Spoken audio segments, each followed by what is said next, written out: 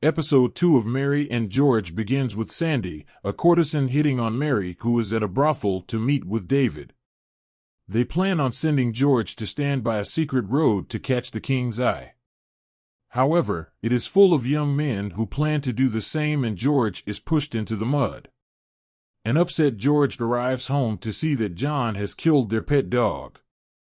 To cover for him, as he has a marriage proposal coming soon, George shoots the dead dog. However, their chief attendant doesn't buy it.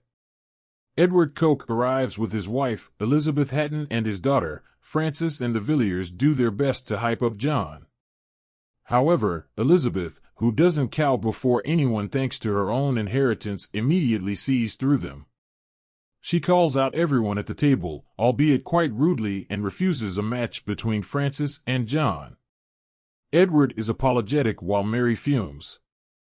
John believes it is his fault and also apologizes to their chief attendant for killing their dog. With John's status in limbo, Mary goes back to focusing on George. She pushes David to set a meeting with Queen, and as she hates Robert as much as they do, and the two women come up with a plan.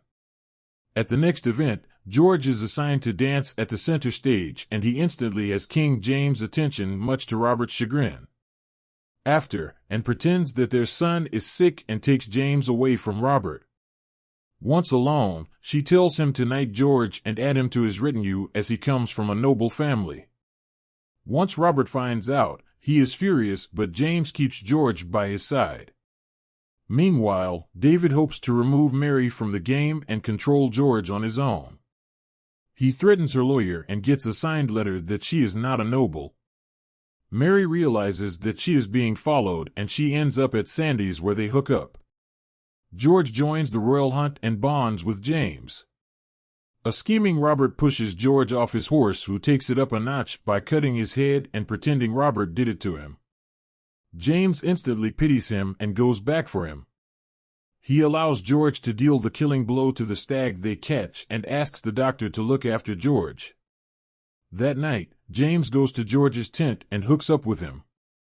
Meanwhile, Mary realizes David's plan and poisons his food with the help of Sandy. After he and his servant faint, they leave. Unfortunately, the servant doesn't die. Instead, he steals the signed letter about Mary's family, cuts David's ring finger, and delivers it to Francis Bacon at the end of Mary and George Episode 2. The episode review. Mary and George Episode 2 keeps the momentum going with the Villiers scheming and plotting their way to the throne. But it also shows that George is not just a bystander who lets his mother manipulate him.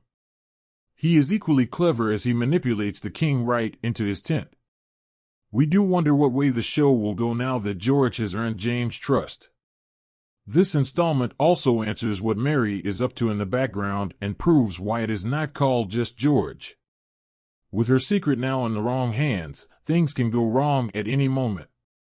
We do wonder what is up with the mysterious Sandy and how she will play into the whole story.